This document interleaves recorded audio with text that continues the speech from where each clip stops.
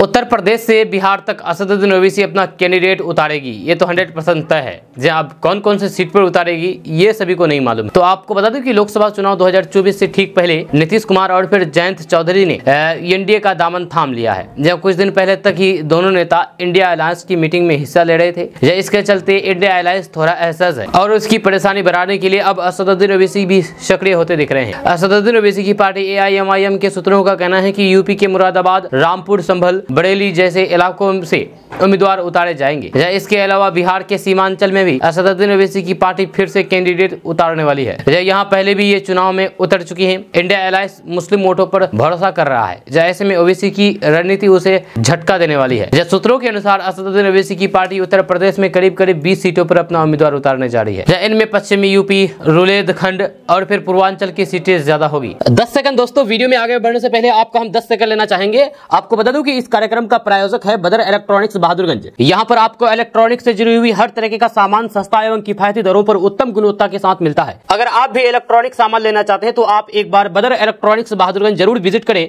पूरा पता है शिव मंदिर चौक, थाना रोड, बहादुरगंज। इसके बाद बिहार की भी 7 सीटों पर AIMIM की नजर है। बिहार में 2019 में असदुद्दीन ओवैसी की पार्टी ने महज 1 सीट पर ही चुनाव लड़ा था। यही नहीं, महाराष्ट्र के औरंगाबाद की 1 सीट पिछली बार जीतने वाले असदुद्दीन ओवैसी अब इस राज्य में भी अपने पैठ बनाने की तैयारी में। जानकारी के मुताबिक AIMIM की तैयारी है कि मुंबई और मराठवाड़ा की सीटों से चुनाव लड़ाया जाए। इसके अलावा तेलंगाना में भी हैदराबाद के बाहर भी विस्तार की योजना है। चर्चा है कि पड़ोस के ही सिकंदराबाद सीट से भी कैंडिडेट उतारे जा सकती है। हालांकि ममता बनर्जी के लिए थोड़ी राहत की बात होगी। यहां असदुद्दीन ओवैसी की पार्टी चुनाव में नहीं उतरेंगे। हालांकि 2019 के विधानसभा चुनाव में उसने उम्मीदवार उतारे थे। दरअसल बिहार के सीमांचल इलाकों में असदुद्दीन ओवैसी की पार्टी अपने लिए बड़ा जनाधार देखती रही है। 2019 में हैदराबाद से असदुद्दीन ओवैसी जीते थे और महाराष्ट्र के औरंगाबाद से इम्तियाज जलील संसद पहुंचे थे। यही नहीं, बिहार की किशनगंज सीट से AIMIM के कैंडिडेट अख्तरुल ईमान को 2019 में 3 लाख से ज्यादा वोट मिले थे, जब वे तीसरे नंबर पर रहे थे।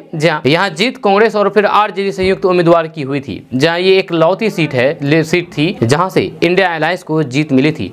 ऐसे में यहाँ से फिर से AIMIM का उतरना चिंता की बात होगी। दरअसल उत्तर भारत में समाजवादी पार्टी, RJD और फिर कांग्रेस जैसे दल मुस्लिम वोट बैंक पर निर्भर रहते हैं। ऐसे में यहाँ ओवैसी की एंट्री उनके कई समीकरणों को बिगाड़ सकती है।